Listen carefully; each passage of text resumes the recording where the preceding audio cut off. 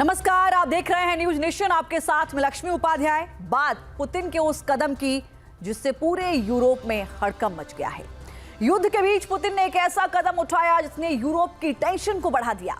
Germany, Poland, Norway और Britain जैसे देश परेशान हो गए हैं क्योंकि रूस लगातार बेलारूस के मोर्चे को मजबूत कर रहा है। बेलारूस में विनाशक हथियारों की तैनाती बढ़ा रहा है, लेकिन अब पुतिन ने अपनी नई न्यूक्लियर हाइपरसोनिक मिसाइल ओरेशनिक को बेलारूस में डिप्लॉय कर दिया। ऐसे में सवाल ये उठ रहा है कि क्या पुतिन अब नाटो के खिलाफ एटमी युद्ध की तैयारी कर रहे हैं? रिपोर्ट से समझिए।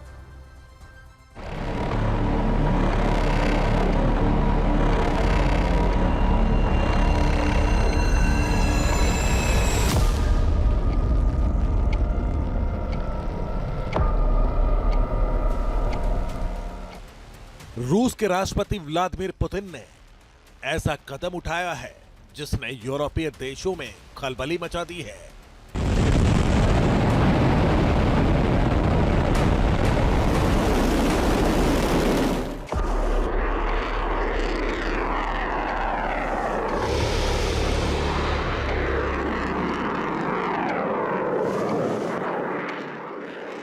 सबसे ज्यादा हैरान परेशान नाटो की बड़ी ताकत माने जाने वाला देश ब्रिटेन है और इसके तनाव में आने की वजह है रूस का वो विनाशक वेपन जिसे दुनिया ओरेशनिक मिसाइल के नाम से जानती है।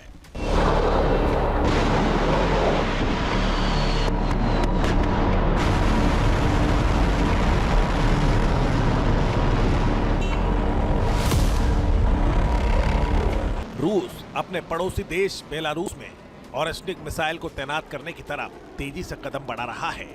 यह दावा सैटेलाइट तस्वीरों के आधार पर अमेरिकी रिसर्चर ने किया है, जिसके तहत रूस पूर्वी बेलारूस के एक पुराने एयरबेस पर नई न्यूक्लियर क्षमता वाली हाइपरसोनिक बैलिस्टिक मिसाइलें तैनात कर रहा है। रूस परमाणु हमला करने में सक्षम ओरेशनिक मिसाइलों को बेलारूस की राजधानी मिन्स्क से करीब 307 किलोमीटर पूर्व और मॉस्को से 478 किलोमीटर दक्षिण पश्चिम में क्रिचेव के पास पुराने एयरबेस पर तैनात करने वाला है। पुतिन के इस एक्शन से पूरे यूरोप पर मिसाइल हमला करने की रूस की क्षमता कई गुना बढ़ सकती है। बेलारूस में इसकी तैनाती का मतलब यह है कि ये बहुत कम समय में जो है दुश्मन के देश में जाके, जो रशिया के दुश्मन देश है उनमें जाके जो है तबाही मचा सकती है और रशिया के जो खिलाफ देश हैं उनके पास उतना रिएक्शन टाइम नहीं होगा। पर इसमें फिर कुछ चीजें आ जाती हैं कि ये पॉलिटिकल इंटीग्रेशन जो है बेलारूस का वो कर रहा है अपने देश के जो उसका सिक्योरिटी का आर्किटेक्चर है या सिक्योरिटी का स्फीयर है उसके अंदर कर रहा है।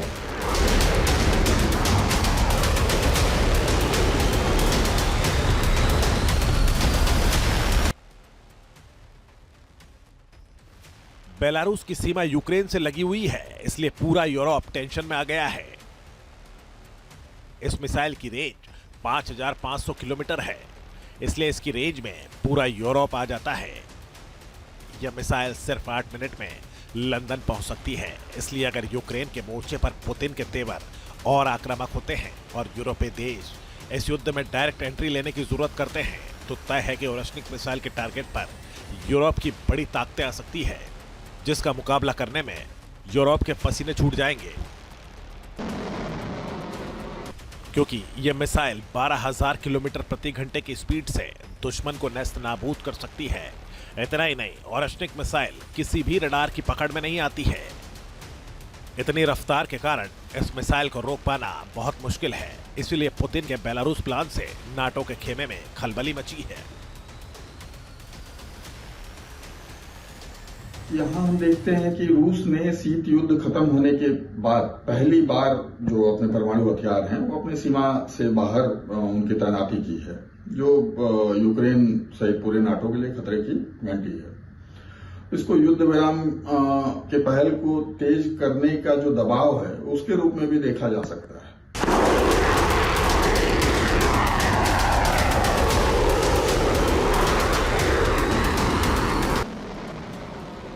सिर्फ हथियारों की तैनाती ही नहीं, रूस सैनिकों की भर्ती भी तेजी से कर रहा है। 2025 में रूस की आर्मी में 4,03,000 सैनिक भर्ती किए गए और 2026 के लिए रूस ने इससे ज्यादा सैनिकों की भर्ती का टारगेट रखा है। इसका मतलब है कि रूस के इरादे बहुत खतरनाक है और वो भीषण जंग में उतरने का प्लान बना रहा है। T news nation. बेलारूस में ओरेशनिक की तैनाती से नाटो देशों की मुश्किलें बढ़ना तय है। जो यूरोपीय देश यूक्रेन की मदद कर रहे हैं, उनकी चिंता बढ़ गई है। चिंता बढ़ने की वजह क्या है? क्योंकि बेलारूस के जरिए पुतिन नाटो के पोलैंड, एस्टोनिया, लिथुआनिया, लातविया की घेराबंदी कर सकेंगे। बेलारूस में ओरेशनिक की तैनाती से इन देशों तक रूस की सीधी पहुंच हो जाएगी। और इतना ही नहीं, पुतिन कालिनिनग्राद के न्यूक्लियर ठिकानों को भी मजबूत कर रहे हैं, जिससे नाटो के खेमे में खलबली मची हुई है। रिपोर्ट से समझिए।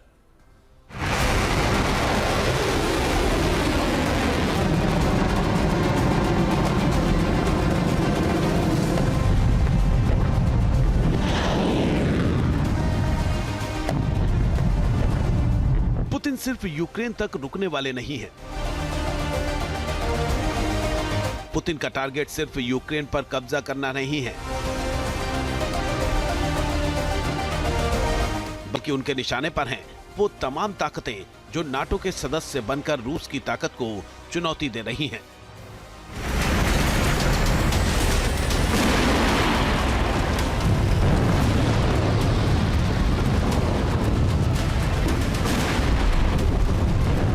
इसीलिए बेलारूस ही नहीं बल्कि कालिनिनग्राद के जरिए भी रूस यूरोप के देशों की घेराबंदी करने में जुटा है। अभी कुछ महीने पहले ही कालिनिनग्राद की कुछ सैटेलाइट तस्वीरें आई थी। नाटो के देशों के जरिए दावा किया गया कि कालिनिनग्राद में रूस का न्यूक्लियर अड्डा है, जो पोलैंड और लिथुआनिया की सीमा से सटा है।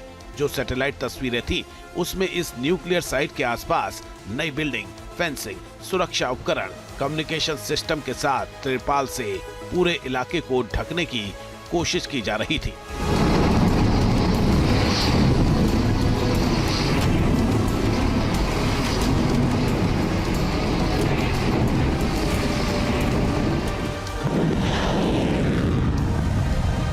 कालिनिनग्राद न्यूक्लियर अड्डे पर करीब 100 एटम बम होने का दावा किया गया है।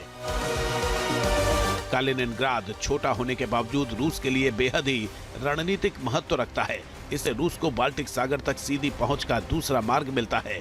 रूस के बाल्टिक सागर बेड़े का मुख्यालय और मुख्य अड्डा कालिनिनग्राद ओब्लास्ट में है।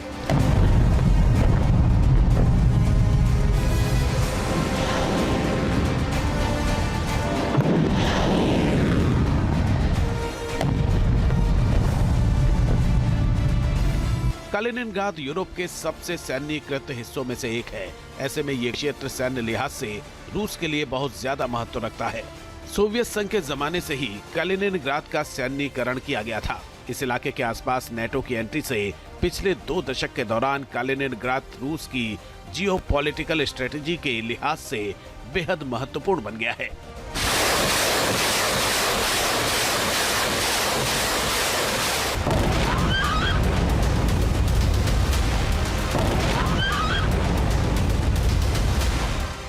रूस ने कालिनिनग्राद में न्यूक्लियर क्षमता से लैस इस्कंदर बैलिस्टिक मिसाइल तैनात की है। रूस कालिनिनग्राद में कम से कम 24 इस्कंदर मिसाइलें तैनात कर चुका है। इस्कंदर मिसाइलों की रेंज 500 किलोमीटर तक है। कालिनिनग्राद में इस मिसाइल की तैनाती से पोलैंड, जर्मनी, यूक्रेन समेत पूरा मध्य और उत्तरी यूरोप समा रहता है, क्योंकि रूस की ये मिसाइल इन इलाकों तक आसानी से मार कर सकती है। इसीलिए स्विट्जरलैंड को भी हमले का डर सता रहा है।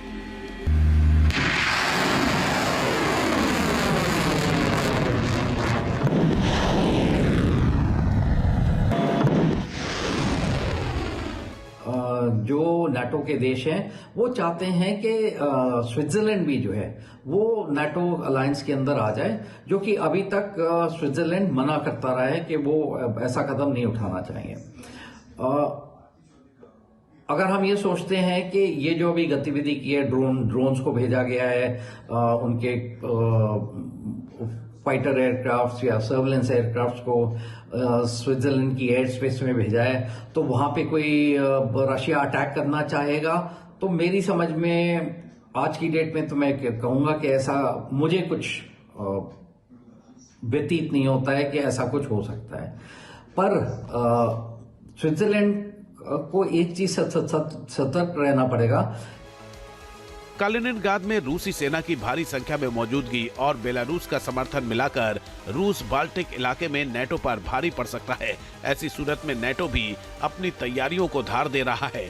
यूक्रेन के राष्ट्रपति जेलेंस्की ने कनाडा के पीएम मार्क कार्नी से मुलाकात की है। 4 साल से जंग लड़ रहे यूक्रेन की मदद का भरोसा कनाडा ने दिया है। कनाडा ने $2.5 बिलियन की आर्थिक सहायता देने का ऐलान किया है ताकि इस पैसे से यूक्रेन रूस का मुकाबला कर सके। T news nation.